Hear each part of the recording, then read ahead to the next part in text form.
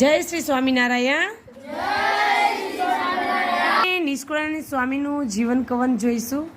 ચલો વિદ્યાર્થી મિત્રો, કયો હતો?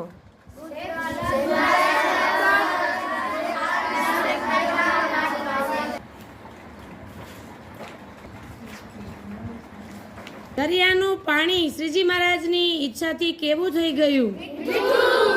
કોને તરસ લાગી હતી? લાલચી એટલે કોણ? કયા સંતોનું પૂર્વાશ્રમનું નામ કહેવાય? સરસ.